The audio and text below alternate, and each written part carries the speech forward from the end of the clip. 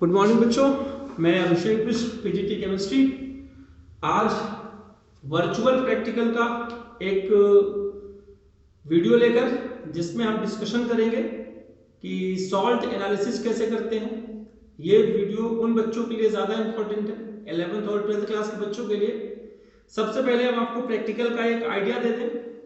जो हमारा बोर्ड का एग्जाम होता है 12th में, उसमें प्रैक्टिकल के दो पार्ट होते हैं। एक होता है क्वालिटेटिव एनालिसिस, जिसमें हम किसी पर्टिकुलर आयन की, चाहे वो कैटायन हो या एनायन, उसकी प्रेजेंस चेक करते हैं। और एक होता है क्वांटिटेटिव एनालिसिस, जिसमें हम अमाउंट पता करते हैं कि कितना अमाउंट, कितनी कंसंट्रेशन है।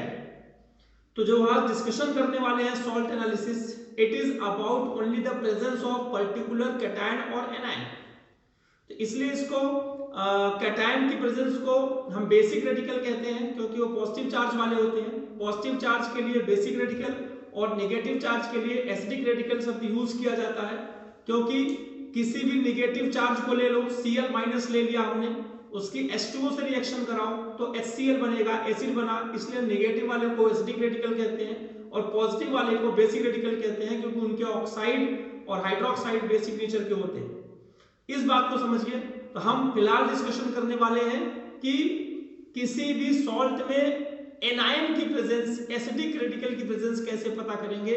आज हम सिर्फ एसिडिक रेडिकल के बारे में पढ़ेंगे, अगले वीडियो में बेसिक रेडिकल के बारे में देखेंगे। और इस थ्योरी को पढ़ने के बाद हम कोशिश करेंगे कि बारी बारी से इनका प्रैक्टिकल का वीडियो बनाकर आपको व्हाट्सएप पे दे दिया जाए, यूट्यूब पे अपलोड कर दिया जाए, ताकि हमारे बच्चे उसे देखकर जितना भी हो सके उसे सीख सकें। तो मैंने आपको बताया कि qualitative analysis is only about the presence of cation और anion in given salt, but quantitative analysis which is about titration. Titration में हम क्या करते हैं कि अननोन सॉल्यूशन, अननोन सॉल्ट की सॉल्यूशन की कंसंट्रेशन हम फाइंड आउट करते हैं विद रिस्पेक्ट टू टाइट्रेशन करके नोन सॉल्यूशन की, नोन कंसंट्रेशन का कंपैरिजन अननोन से करते हैं और अननोन वाले की कंसंट्रेशन फाइंड आउट करते हैं। तो वो क्वांटिटेटिव एनालिसिस में आता है और उसको वॉल्यूमेट्रिक एनालिसिस भी कहते हैं, क्योंकि with the help of volume हम वो कैलकुलेशन करते हैं। तो आइए देखते हैं नेगेटिव वाले में क्या क्या सिचुएशन है।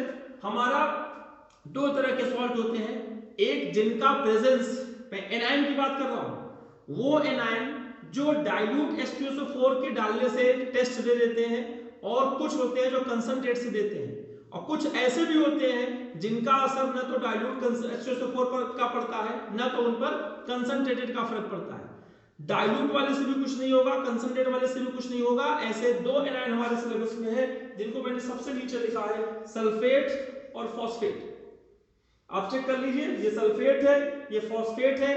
अगर किसी सॉल्ट में ये एनायन प्रेजेंट है तो आप डाइल्यूट H2SO4 डालेंगे तब भी कुछ नहीं होगा, और कंसंट्रेट डालेंगे तब भी कुछ नहीं होगा।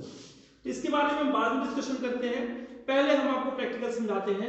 टेस्ट ट्यूब लिया, सॉल्ट को पानी में डिसॉल्व करके सॉल्यूशन बना लिया, और उसमें हमने H2SO4 डाला।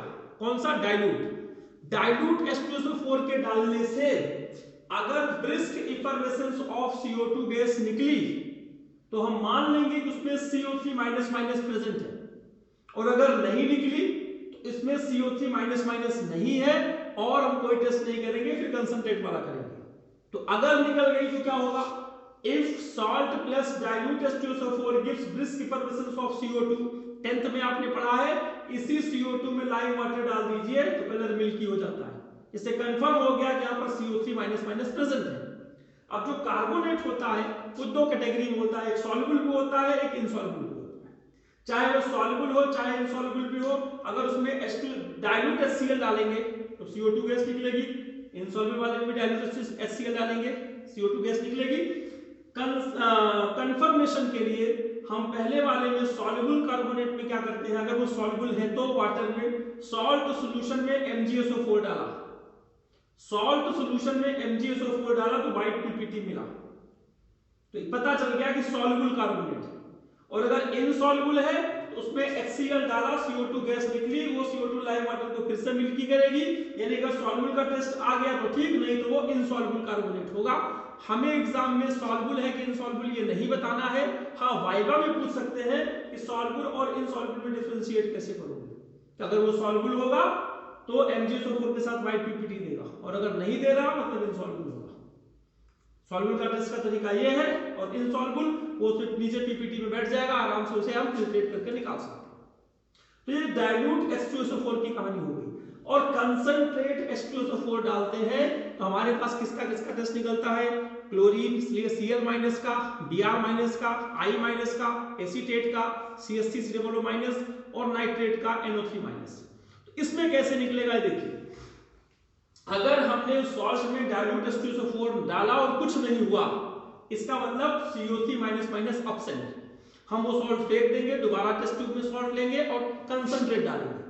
कंसंट्रेट डालने के बाद अगर पंजेंट गैस वाली कलरलेस गैस निकली जिसकी स्मेल पंजेंट हो, इसका मतलब Cl गैस है। इससे हम क्या बोल सकते हैं कि Cl- हो सकता है। और अगर वो वाली गैस व्हाइट फ्यूम देती है एक्वस अमोनिया के साथ, Cl- कंफर्म। हम ये प्रैक्टिकल करके आपको दिखा देंगे कि Cl- की कंफर्मेशन व्हाइट फ्यूम के साथ अगर हम रिएक्शन कराएंगे तो एक्वस अमोनिया के साथ रिएक्शन कराएंगे तो व्हाइट फ्यूम निकलेगा, जिससे ये कंफर्म हो जाएगा कि वो Cl- ही है। एक और तरीका है, AgNO3 के साथ उसकी रिएक्शन कराएंगे तो AgNO3 plus Cl- it gives AgCl white PPT and NO3-, sorry. अगर कलरलेस गैस नहीं निकली, वो गैस ब्राउन रेडिश ब्राउन निकल गई तो maybe reddish brown bromine gas होती है, तो टेस्ट किसका होगा, Br- का। अब जो भी अगर Br- है यानी ब्रोमीन गैस निकली है, वो गैस क्या कर रहा है, स्टार्च को येलो कर रहा है, स्टार्च पेपर को, और Br- AgNO3 उसमें डाल देते हैं तो लाइट येलो पीपीटी निकलता है, तो ब्रोमीन- की कंफर्मेशन पक्की। अगर कलरलेस गैस भी नहीं निकली, रेडिश ब्राउन गैस भी नहीं निकली, तो डीप वॉयलेट वेपर निकलेगा। डीप वॉयलेट है तो आयोडीन होगा, I- का टेस्ट होगा। मे बी कंफर्मेटरी कैसे करेंगे, स्टार्च पेपर को ये ब्लू करता है, ये आपको समझना है। स्टार्च पेपर को ब्रोमीन येलो करता है, आयोडीन ब्लू करता है।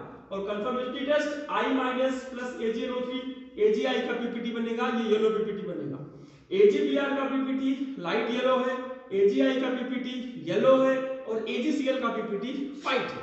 तो Cl- Br- I- यानी हैलोजन का टेस्ट निकल गया अगर हैलाइड प्रेजेंट है तो। नहीं, अगर वो कलरलेस वेपर निकलती है जिसमें विनेगर की स्मेल आती है, विनेगर आप जानते हैं, हम सिरके की बात कर रहे हैं, 10th में आपने पढ़ा हुआ है, तो विनेगर यानी CH3COO- प्रेजेंट, अगर विनेगर की स्मेल आ गई तो कंफर्मेटरी क्या करेंगे, ये ब्लू लिटमस को रेड कर देगा। एसिडिक है, एसिड है, और इस पे टेस्ट कर सकते हैं, इसमें हम अल्कोहल डाल के हीट कर सकते हैं तो कुछ देर में फ्रूटी स्मेल मिलेगी, एस्टर का फॉर्मेशन हो जाएगा, इससे पता चल जाएगा कि CH3COO- प्रेजेंट है। इन सब में कुछ नहीं हुआ तो रेडिश ब्राउन गैस अगर निकली जिसकी पंजेंट स्मेल है तो NO2 गैस हो सकती है। Reddish brown gas with pungent smell यानी NO2 हो सकता है, NO2 गैस की बात कर रहे हैं, और ये NO3- में भी हो सकता है। और P ब्लॉक में आपको NO3 का टेस्ट मिलेगा, brown ring test. Brown ring test में क्या करते हैं, यहां लिखा हुआ है, ब्राउन रिंग टेस्ट में क्या करते हैं, सॉल्ट लिया पानी में डिसॉल्व करके, उसमें डाइल्यूट H2SO4 डाला drop by drop with the help of उसकी टेस्ट ट्यूब की दीवार से, और उसमें FeSO4 डाला। तो जब FeSO4 जब डालते हैं तो जंक्शन पर एक ब्राउन सी रिंग बन जाती है, ये P ब्लॉक में है। ये आपका होमवर्क है कि ब्राउन रिंग टेस्ट में कौन सा कोऑर्डिनेशन कंपाउंड बनता है, और उसमें सेंट्रल मेटल एटम Fe होता है, उस पर चार्ज कितना होता है, +2 या +3, ये IIT और नीट में पूछा गया। तो ये आपका होमवर्क रहेगा कि ब्राउन रिंग टेस्ट क्या होता है, उसमें सेंट्रल मेटल जो कि Fe है उस पर कितना चार्ज होता है, उसका फार्मूला क्या है, ये आप करके रखिएगा रिएक्शन के साथ। वाइवा में भी पूछ लेता है। और फिर से 1 2 3 4 5 यानी कलरलेस गैस नहीं निकली तो Cl- absent, reddish brown vapour नहीं निकला तो Br- एब्सेंट, बॉयलेट कलर नहीं हुआ तो I- एब्सेंट, कलरलेस वेपर नहीं निकला तो CH3COO- एब्सेंट, और कुछ नहीं हुआ मतलब कंसंट्रेट H2SO4 डालने से भी कुछ नहीं हुआ, इसका मतलब ये सब भी नहीं है और ये सब भी नहीं है। अब आप कंफर्म हो जाइए, या तो सल्फेट होगा या तो फॉस्फेट होगा। तो 2 बार सॉल्ट और लीजिए, एक बार सल्फेट के लिए। सल्फेट जिस सॉल्ट में लिया पानी डाल दीजिए उसमें, फिर BaCl2 डाल दीजिए, तो व्हाइट पीपीटी अगर आ गया तो सल्फेट कंफर्म। फिर से अगर सल्फेट होगा तो डाइल्यूट और कंसंट्रेट H2SO4 डालने से कुछ नहीं होगा, उसमें आप BaCl2 का सॉल्यूशन डालिए, BaSO4 बन जाएगा, Cl- बन जाएगा। प्रेसिपिटेशन रिएक्शन का एग्जांपल है, 10th क्लास के में हमने वीडियो अपलोड किया हुआ है, आप कहेंगे तो आप में भी अपलोड कर दिया जाएगा।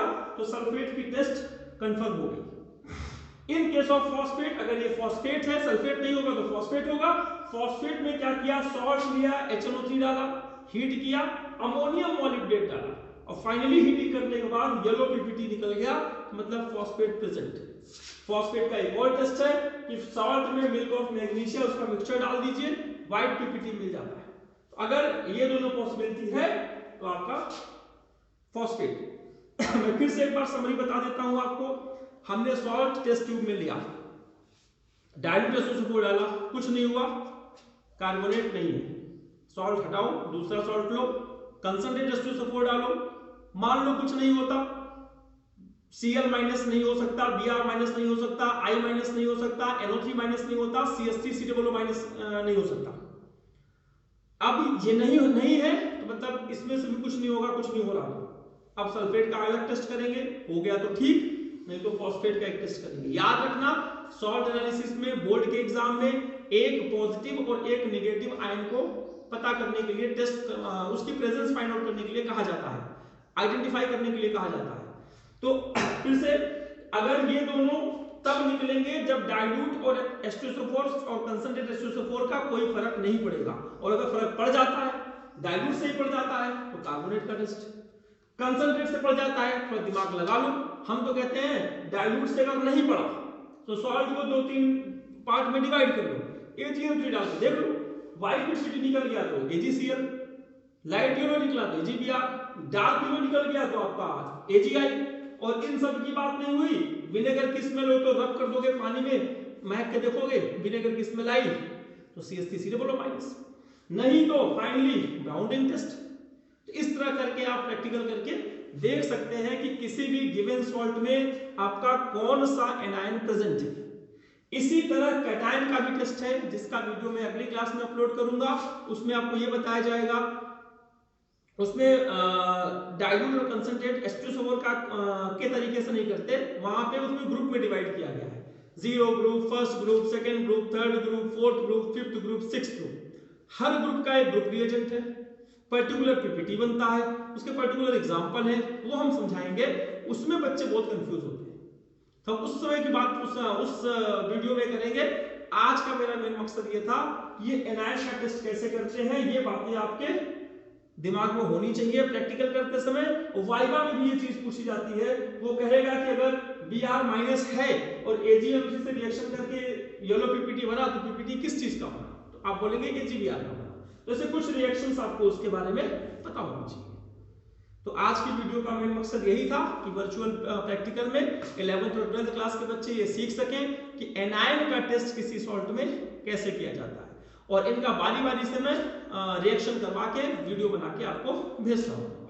तो आज की क्लास में बस इतना ही, और सोशल डिस्टेंसिंग का पालन करते हुए अपने आप को कोरोना से सुरक्षित रखिए और ऑनलाइन टीचिंग के माध्यम से अपने आप को एनरिच करते रहिए। धन्यवाद।